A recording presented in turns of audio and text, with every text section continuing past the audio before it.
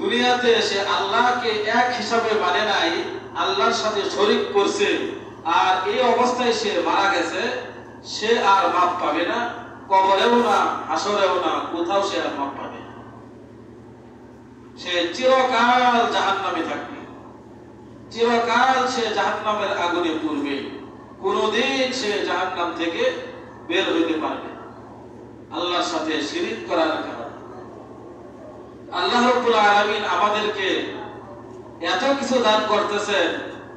আল্লাহ যে বলতেছেন আমি একজন, আমার কোনো শরীক নাই, এই কথাটা তারা মানে তাদের ঈমান তো আলহামদুলিল্লাহ পাকা মুক্তা। যারা মানে না তারা আল্লাহর সাথে দুশমনি করতেছে, আল্লাহর সাথে শরীক করতেছে, কিন্তু এর পরেও আল্লাহ রাব্বুল আলামিন সমস্ত নিয়ামত সব কিছু তাদের উপর বহাল রাখছেন, চালু রাখছেন, তাদেরকে সব কিছু দান করতেছে। আল্লাহ রাব্বুল আলামিন মহা দয়ালু, এইজন্য আল্লাহ রাব্বুল আলামিন এই সব কিছু করতেছেন। এর পরেও মানুষ আল্লাহর সাথে বিরোধিতা করতেছে।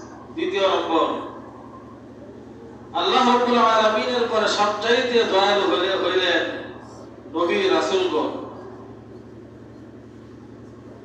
তাদের দয়া আল্লাহর দয়ার পরপরই মা বাবার চাইতেও বেশি দয়ালু হইলেন নবী রাসূলগণ।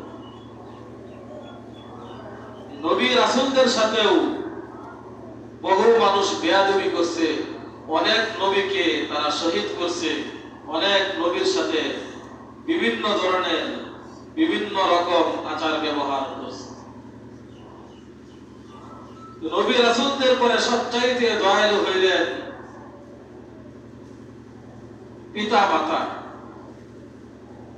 এই পিতা মাতার সাথেও মানুষ বিভিন্ন সময় বিভিন্ন ভাবে পিতা মাতাকে কষ্ট দেয়, তাদের সাথে আচার ব্যবহার খারাপ করে। যারা সবচাইতে বেশি দয়ালু, যাদের উসিলায়, যাদের মাধ্যমে, যাদের সংরক্ষণাবেক্ষণের কারণে আমরা চলতেছি, তাদের সাথে আমাদের সবচাইতে বেশি সংখ্যা।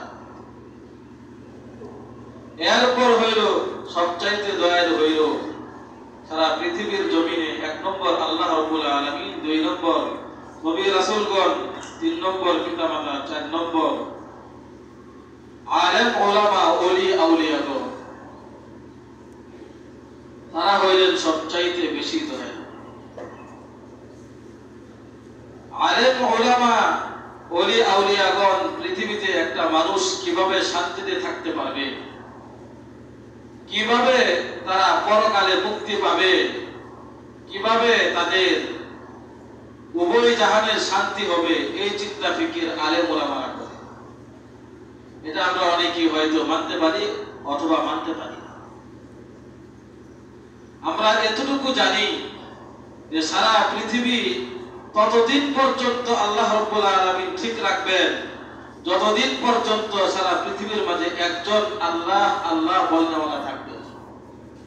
যেদিন একজনও আল্লাহ আল্লাহ বলনেওয়ালা থাকবে না, সেদিন এই দুনিয়া আল্লাহ পাক রাখবেন না, এই দুনিয়া চুরমার করে দিবেন, কিয়ামত কায়েম করে দিবেন। যে আল্লাহ আল্লাহ বলনেওয়ালা শিখায় কি? আল্লাহ আল্লাহ বলনেওয়ালা শিখায় আলেম ওলামা। সারা জীবন আপনি পৃথিবীতে অর্থ সম্পদ কামাই করলেন, আয় রোজগার করলেন, কোনদিন লা ইলাহা ইল্লাল্লাহ বললেন না, শিখলেন না।